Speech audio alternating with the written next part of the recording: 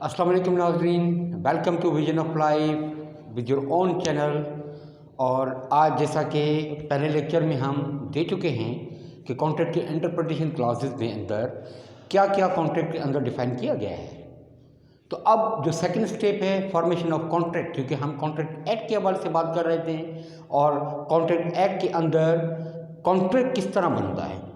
जैसा कि कोई भी किसी भी हवाले से कोई एग्रीमेंट्स वगैरह कोई कॉन्ट्रैक्ट वगैरह होते हैं तो क्या होता है कि एक बंदा सबसे पहले ऑफ़र देता है और निगोशिएशंस स्टार्ट हो जाती हैं, बातचीत आपस में हो जाती हैं कि किस तरह इस कॉन्ट्रैक्ट को जो ना इम्प्लीमेंट किया जाए, कौन से टर्म्स एंड कंडीशंस तय किए जाएं और फाइनली इसको इम्प्लीमेंट करने के लिए कोई एक जामा जो ना वो पहनाया जाए।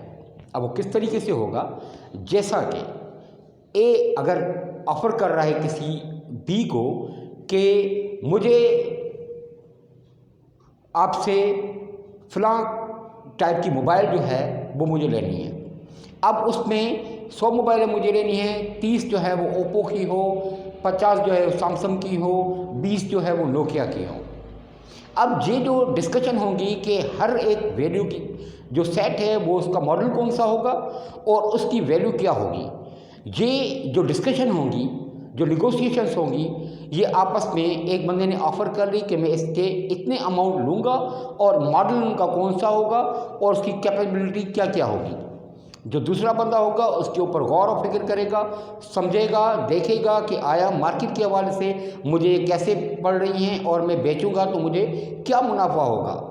अब इस दोनों पार्टीज़ के दरमियान जो आपस में बातचीत होगी और जब कंक्लूजन पे पहुंचेंगे कि प्राइस इतनी नहीं इतनी होनी चाहिए और मुझे सेट्स जो है वो ज़रूरत 100 की नहीं है लेकिन मुझे 50 जो ना वो सेट्स चाहिए लेकिन फ़लाँ कंपनी की। अब जो भी कंपनी वो लेके आएँ देंगे उनको ताकि उसका निगोशिएशंस जो है वो कंप्लीट होने के लिए एक एग्रीमेंट जो है वो तैयार किया जाता है।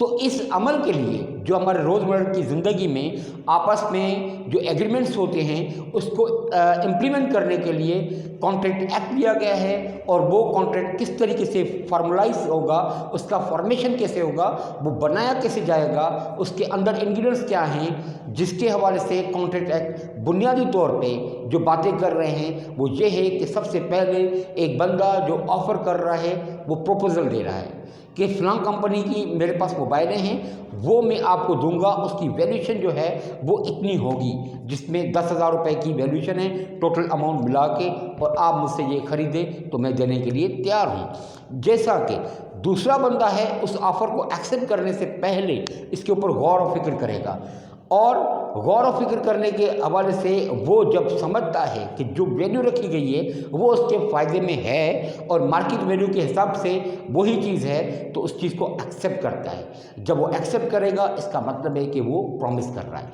लेकिन ये प्रॉमिस जो है वो कभी भी कंसीडरेशन के बगैर मुमकिन नहीं है। ये कंसीडरेशन के कंपनी कौन सी है और अमाउंट जो है वो कितना है और मुझे मार्केट में कितना फ़ायदा पड़ेगा, इसके ऊपर गौर और फिक्र करेगा और आपस में बातचीतें इन दोनों पार्टीज़ के दरमियान होंगी। अब जो पार्टीज़ के दरमियान बातचीत होगी उसको कमोबेश करने के लिए तो दोनों पार्टीज़ के लिए कंसीडरेशन का पहलू आ जाता है। जब कंसीडरेशन का पहलू गौर और फिक्र हो गया, कंप्लीट हो गया, दोनों पार्टीज़ ने विद विलफुल विद इंटेंशन जो है वो उन्होंने कबूल कर लिया तो इसको हम कहेंगे एग्रीमेंट, क्योंकि दोनों पार्टीज़ ने इस चीज़ के ऊपर एक्सेप्ट कर लिया है। अब जो नेक्स्ट स्टेप है वो ये है कि आया इसको हम कॉन्ट्रैक्ट कहेंगे या नहीं। जैसा कि ये मशहूर है कोड कि all agreements are not contracts but all contracts are agreements. अब ये कैसे हो गया, इसके लिए थोड़ी गौर और फिक्र करने की ज़रूरत है। जैसा कि अगर किसी बंदे ने कोई एग्रीमेंट कर लिया है लेकिन उस एग्रीमेंट के ऊपर कंसीडरेशन जो थी वो उस अंदाज से नहीं थी जिस तरीके से होना चाहिए तो वो कॉन्ट्रैक्ट नहीं हो पाएगा। मिसाल के तौर पर एक और दे दूं, अगर कोई एग्रीमेंट टर्म्स एंड कंडीशंस वो तय पाई गई जो इन्फोर्सेबल बाय लॉ है ही नहीं, जैसा कि कोई भी ऐसा कारोबार वाइन का कारोबार करने के हवाले से इन्फोर्सेबल बाय लॉ नहीं है, तो वो कॉन्ट्रैक्ट नहीं होगा। कोई सी बंदे ने जुआ के ऊपर शर्त लगा दी और शर्त के पैसे जो है वो लेने के लिए चक्कर में हो, तो वो कॉन्ट्रैक्ट में नहीं आएगा।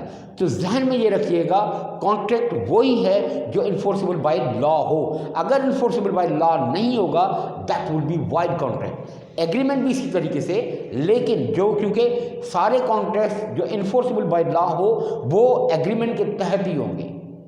जब तक एग्रीमेंट नहीं होगी, मुमकिन नहीं है कि वो कॉन्ट्रैक्ट जो है वो कंप्लीट हो पाए, और एग्रीमेंट भी वही है जो इन्फोर्सेबल बाय लॉ हो। तो लिहाजा किसी कॉन्ट्रैक्ट को फॉर्मेशन में लाने के लिए, फॉर्मेट कंप्लीट करने के लिए वो प्रपोजल का सहारा लेगा। जो एक बंदा ऑफर कर रहा है उसको प्रूव करना होगा। नंबर सेकंड, वो ही प्रॉमिस उन्हीं टर्म एंड कंडीशन में एक्सेप्ट कर रहा है। नंबर थर्ड, उसी प्रॉमिस के दोनों के हवाले से ही वो कंसिडरेशन दोनों पार्टीज कर रही हैं, और इसको अमली जमा पहनाने के लिए कि दोनों चीज़ें टर्म्स एंड कंडीशन दोनों पार्टीज एग्री कर रही हैं, तभी वो एग्रीमेंट बना। और वो एग्रीमेंट अगर इन्फोर्सेबल बाय लॉ हो गया तो कॉन्ट्रैक्ट हो गया।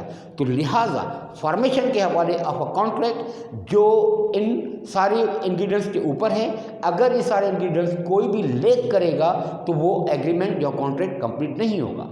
अब थोड़ा इससे आगे आ जाते हैं कि आया कौन से कॉन्ट्रैक्ट्स हैं जो वाइड भी हो सकते हैं, वैलिड कॉन्ट्रैक्ट भी है और वाइडेबल भी है। इस चीज़ को समझने के लिए ये ज़रूरी है कि हम पहले जो कॉन्ट्रैक्ट एग्रीमेंट हुआ पड़ा है उनकी टर्म्स एंड कंडीशंस वाज़ेह होगी तभी होगी। एक वैलिड कॉन्ट्रैक्ट जिसमें टर्म्स एंड कंडीशंस प्रॉपर थी, कंसिडरेशन भी थी, प्रपोजल भी था, एक्सेप्टेंस भी थी, इन सारों को जहन में रखते हुए कोई कॉन्ट्रैक्ट बनता है तो that is called the valid contract. अगर इसमें कोई भी ऐसा इंग्रेडिएंट जो इन्फोर्सेबल बाय लॉ नहीं है, इसको हम कहेंगे वाइड कॉन्ट्रैक्ट। वो एग्रीमेंट ही टोटल वाइड हो जाएगी, इसलिए वो कॉन्ट्रैक्ट भी वाइड होगा। अब वाइडेबल कॉन्ट्रैक्ट क्या है? वाइडेबल कॉन्ट्रैक्ट ये है कि कोई एक पार्टी उसके पास ऑप्शन होता है आया इसको इन्फोर्स करवाए, और हालांकि दूसरे के पास वो ऑप्शन नहीं होगा।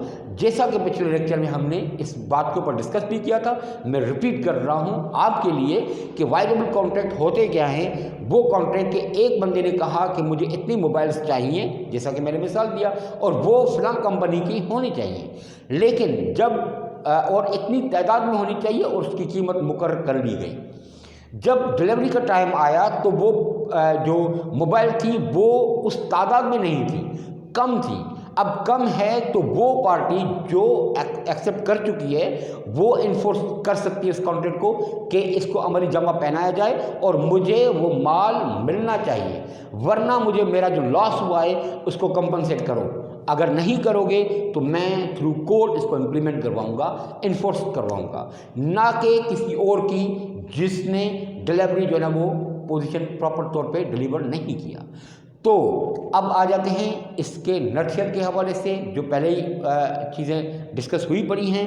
हम किसी भी कॉन्ट्रैक्ट के हवाले से एक बंदा प्रपोजल देगा ए, दूसरा उसकी जहन और गौर और फिक्र करके कंसीडर करके उसको एक्सेप्ट कर रहा है तो वो प्रॉमिस दे कर रहा है, और प्रॉमिस करने के बाद कंसीडरेशन गौर और फिक्र बायलैटरल होगा, दोनों पार्टीज के दरमियान होगा। वो कंसीडरेशन जब कर लें तो एग्रीमेंट बन जाता है, और एग्रीमेंट के बाद उसी को रिटन में फॉर्मेट में लाया जा सकता है और ऑरली भी इसको इम्प्लीमेंट करवाया जा सकता है। कानून में ये गुंजाइशें हैं, क्योंकि इम्प्लाइड एक्शंस जितने भी होंगे उसी की बुनियाद के ऊपर आपका कॉन्ट्रैक्ट जो है वो इम्प्लीमेंट हो जाएगा। तो लिहाजा वो दोनों पार्टीज जो कॉन्ट्रैक्ट ऑफर दे रहा है और जो एक्सेप्ट कर रहा है उसको हम कहेंगे promisor and promisee. Hope this lecture will give you a fruitful result for your subject। और इसके अलावा मैं अगेन आपको रिक्वेस्ट करूंगा कि इस चैनल को सब्सक्राइब करें, लाइक करें और शेयर करें अपने दोस्तों के साथ और उन लोगों के साथ जो लॉ के सब्जेक्ट में इंटरेस्ट हैं, जो चाहते हैं इस चैनल के ज़रिए ज़्यादा से ज़्यादा मुस्तफ़ीद होने के लिए, क्योंकि